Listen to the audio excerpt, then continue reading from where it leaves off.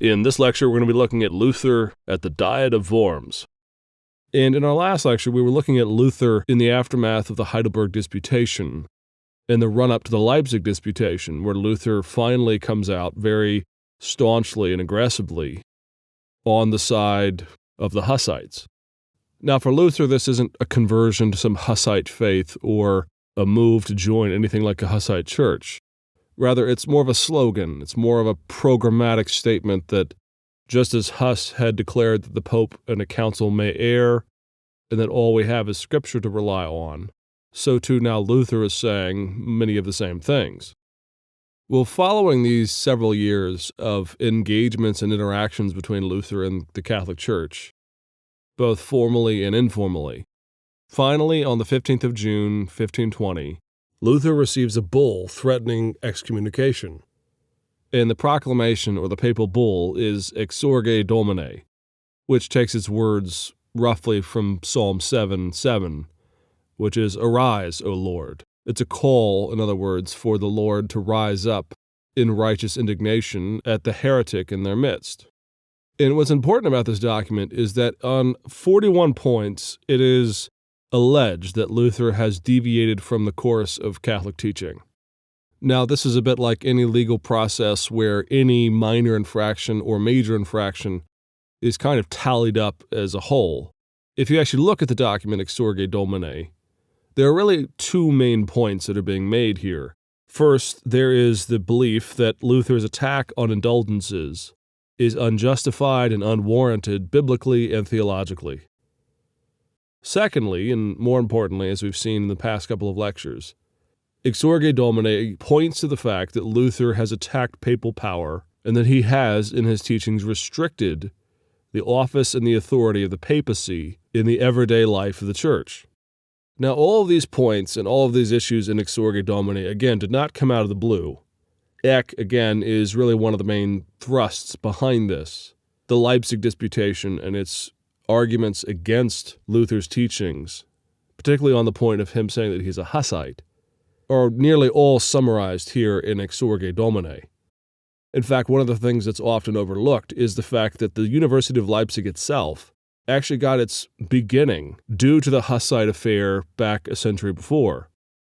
The formation of the theology faculty at Leipzig occurred because when Jan Hus rose up and when the university in Prague began to come under the sway of Jan Hus, the conservatives who reacted against this moved to the city of Leipzig and founded a new faculty. So it's no wonder then that when Luther has claimed out loud that he is a Hussite, there in Leipzig, with the memory not that distant of the Hussite movement, that Eck, as the senior theologian there, will sort of take this as the principal cause and concern for taking down Luther. So June 1520 is really the breaking point for Luther in terms of his belief, which he did hold with some sincerity for a number of years after the 95 Theses, that there would be a council or any type of reconciliation between what he was saying and between the magisterium in Rome. From 1520 on, what you get in Luther, both in his writings and in his public proclamations, is this almost exasperated tone of disbelief that no one in the church hierarchy was willing to listen to him. In fact, it's from 1520 on, with the excommunication bull that comes out, Exsurge Domine, that Luther finally begins to refer to the Pope as the Antichrist. Now, people have sometimes looked at this as just a shrewd bit of rhetoric, a bit of hyperbole to kind of sting the papacy, somewhat ironically to call the head of the church at the time the Antichrist. But historians of Luther have always pointed out that Luther does actually seem to believe this. He is somewhat apoplectic. He's somewhat overwhelmingly shocked at the fact that the Catholic Church and the Pope would be unwilling to listen to him on the issue of biblical faith and fidelity on the subject of justification. And so when he turns to call the Pope the Antichrist after 1520, after Luther has been excommunicated, you can kind of sense a little bit of a frustration in his voice, but really a seriousness with which he believes that the Church has come under the full sway of the Antichrist. He actually believes this, in other words. From the point of this excommunication bull, though, it is important to realize that what this does is it propels Luther to write down more and more about what he believes.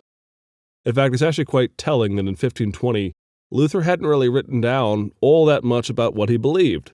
He had said some things, he had challenged a few points, but certainly nothing had come out in the press in full publication that espoused or taught the full breadth of what Luther had to say about life and faith and justification in the church. Well, with the Exsurge Domine proclamation, Luther turns to more and more increasingly radical expressions of what his theological positions are. Now, it needs to be stressed here, he's not radicalizing his position. Rather, increasingly, he's more willing to say exactly what his position is. And so in November of that year, Luther writes one of his most famous tracts called The Freedom of the Christian, in which he lays out all kinds of concepts of the freedom of the law, his idea of the theology of the cross, and of justification by faith. Just a matter of weeks after that, on December 10th, a very famous moment, Luther, at the gate of Wittenberg, takes the bull, Exsurge Domine, that he had received, and he brings it out and he starts a bonfire, and he casts the bull into the fire in a sort of righteous show of indignation that he would be threatened with excommunication. Now, it's important to understand what he's doing here. He's not actually burning the bull that has excommunicated him. That's something that's usually misunderstood. Exsurge Domine does not actually excommunicate Luther. Rather, it gives him a period of time to respond to the challenges or then be excommunicated. And so in December, Luther basically says, I'm not going to respond at all. Not only am I not going to respond, I'm going to burn the questions that you've asked me to respond to. And so Luther burns the bull.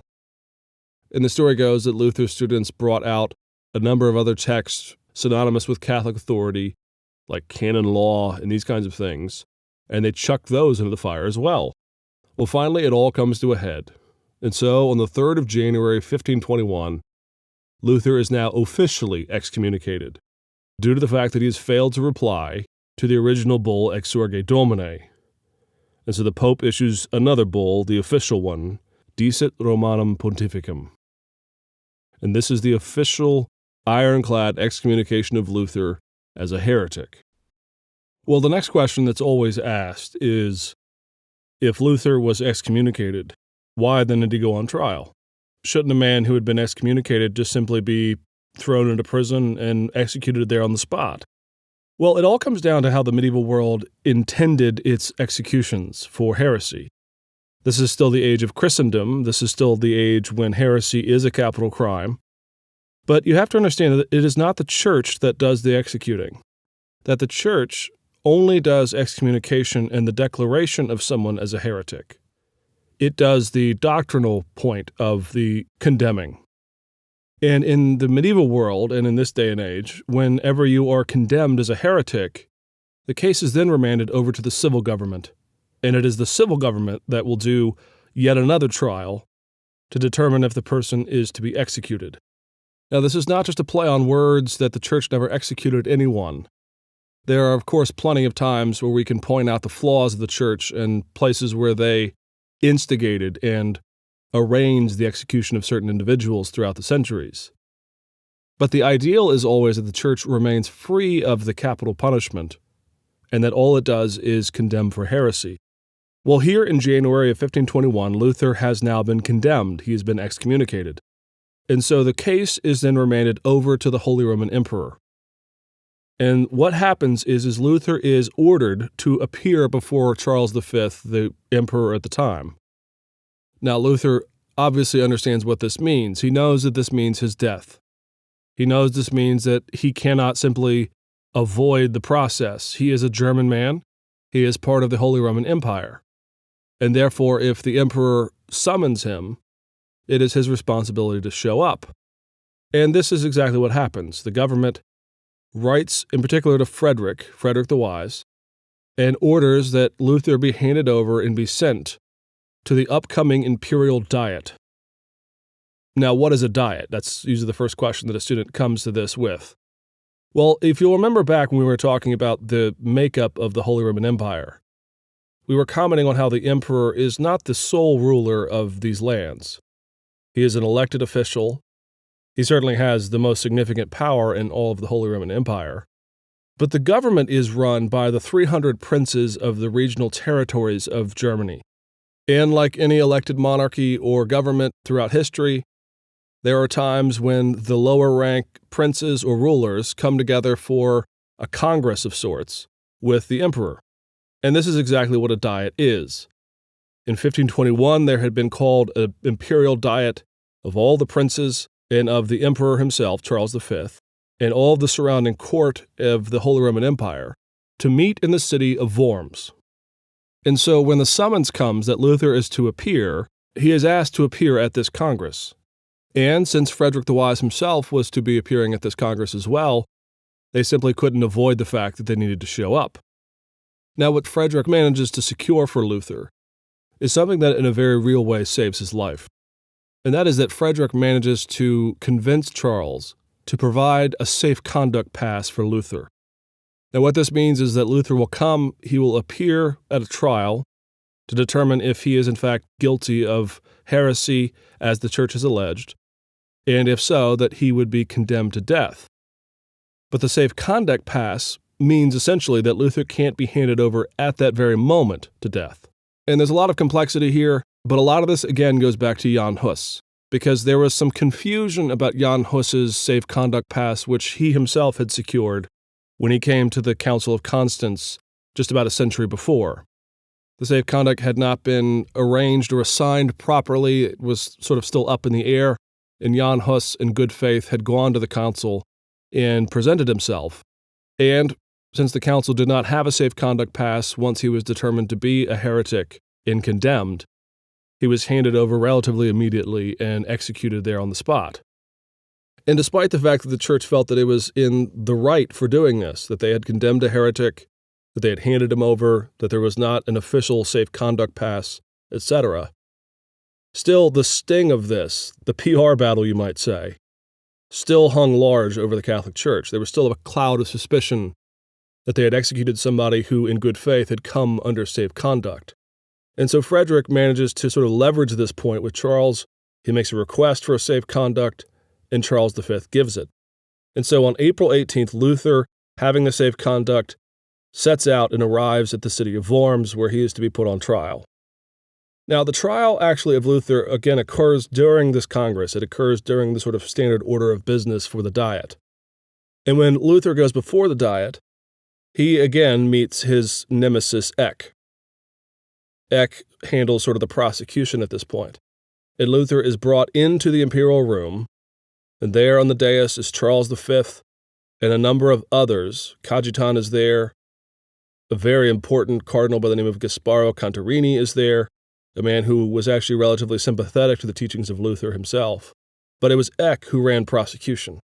And so Luther enters in, and he is not, again, put through a process of Q&A as to his views. But this was typical. Luther's views had already been condemned by the church, so there was no need to really put them on trial again. So do not see in this some sort of kangaroo court where they're simply throwing Luther to the wolves without prior deliberation or anything like this. It's not Charles V's job to deliberate on the theology of Luther.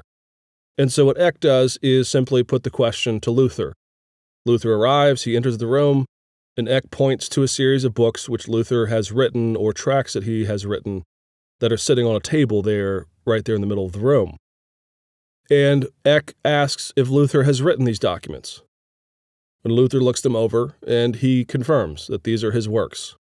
And Eck, there on the spot, demands a full recantation for everything Luther has said in them. Now, undoubtedly, many of you have heard the story that Luther responds negatively. He says, absolutely not. My conscience weighs on me. I must affirm what they have to say. Here I stand, etc.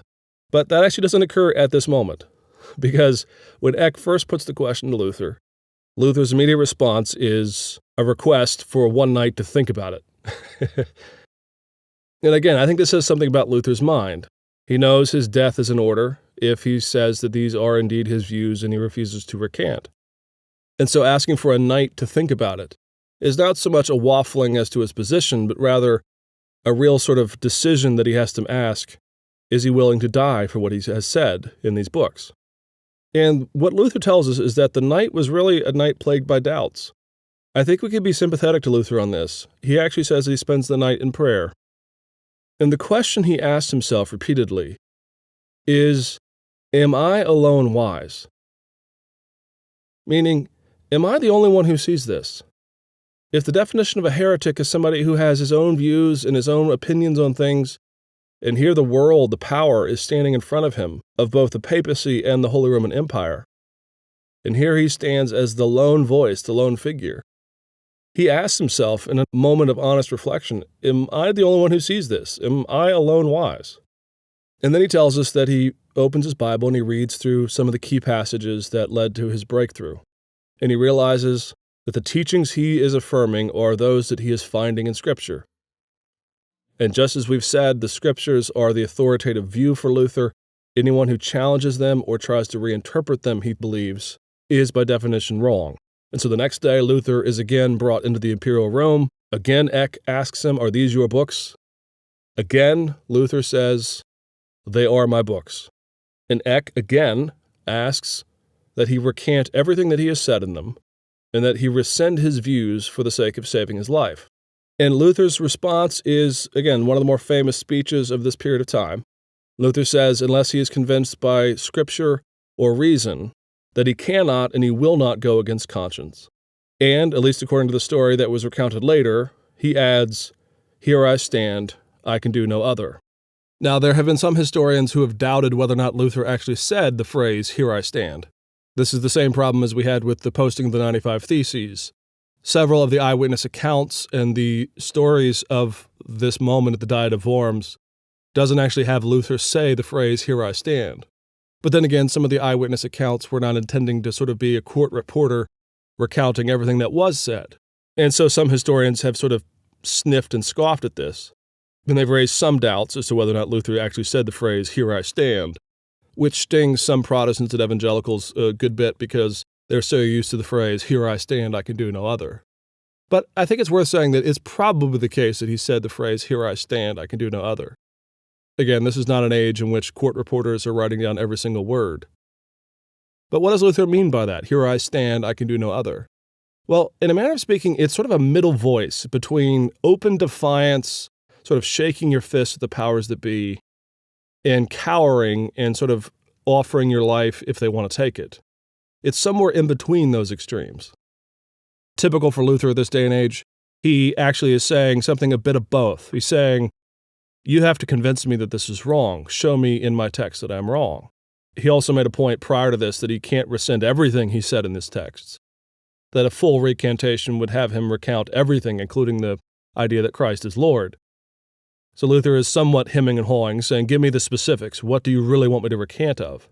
And Eck simply wouldn't budge, and he wanted Luther to recant everything. But the phrase, here I stand, is more of a focus on, I know I'm right because I've read it in Scripture, and I know you're going to kill me for this. But all I can do is stand here and tell you that my conscience has told me that this is what Scripture says, and even though it pains me to do this, here I am, this is all I can do. Now, Luther tells us in his own recounting of this story that the guards in and around the room began to chant, to the flames, that they wanted his immediate execution. However, Charles V, again, with the cloud of uncertainty related to the execution of Jan Hus, actually was a bit of a shrewd man. He was actually very careful and very patient. It's one of the reasons why Charles V has actually gone down as one of the most well-respected Holy Roman emperors of history. But Charles calls a halt, and he deliberates for a good period of time, and then on May 25th, 1521, the verdict has come down that Luther is a heretic, as the Church has declared. And he is now an outlaw. That is to say that there is a price on his head, and that after the safe conduct has expired, Luther is to be arrested and sent to the authorities for a relatively immediate execution. Well, the question most people then ask is, well, why wasn't he killed? Well, there's two reasons for this. On the one hand, Charles does not want to, again, break the pact of the safe conduct. So he does allow Luther to leave. The other reason why Luther was not killed or executed in a quick manner of time is what happens after Luther leaves the Diet of Worms. Luther, having heard the verdict, decides to take off. And he leaves the city, and on the way out of the city, when he reaches a wooded area, suddenly there comes running up on horseback a number of Frederick the Wise's men. Now, it's uncertain if Luther knew this was happening when it did happen. You can only imagine, though, that if he did not know that what was about to happen, that he probably very nearly soiled himself as a result, seeing men ride up to him, he now declared an outlaw. But Frederick's men ride up, and they kidnap Luther. Because for whatever reason, Frederick had decided that Luther had not been given a fair shake, that he did not like what had happened. And probably Frederick liked the attention that Luther gave him in his university. So Frederick ordered that several of his men would take Luther and would put him in hiding, kidnap him, and that in the end they wouldn't tell Frederick where he had gone. And for years, until Luther comes back out of hiding, notes and summons are sent to Frederick from the Holy Roman Empire, demanding that Frederick determine where Luther has gone and let everyone know where he is hiding. And Frederick very sort of shrewdly would say, I haven't the foggiest idea where he is. And he meant it, because he didn't know where Luther had gone off to, because he had ordered his men not to tell him. Well, where they take Luther is a famous place. It's a castle called the Wartburg Castle. And for a number of years, Luther hides out here in the Wartburg, and he does a number of things that are sort of very indicative of this period of time. While there, Luther goes by a different name. He no longer goes by the name Luther. The name he goes by is Junker George. Junker is something like a low-rank German knight. And so Luther hides out, and Luther does two things here. One, now that he is excommunicated and now that he realizes that he has broken with the Catholic Church, he spends as much time as he can solidifying and galvanizing the movement that he has started, which would eventually be known as Protestantism. The other thing he does is he begins once and for all to tear down the medieval structures of monasticism that he had known since he was a boy of 18. One of the things that people often notice about this time, for example, is that Luther grows a beard.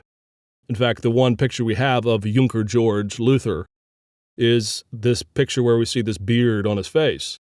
Now, whiskers are one thing, but if you realize that what he's doing is he's reacting against the monastic order. He grows his hair out. He becomes something of a hippie.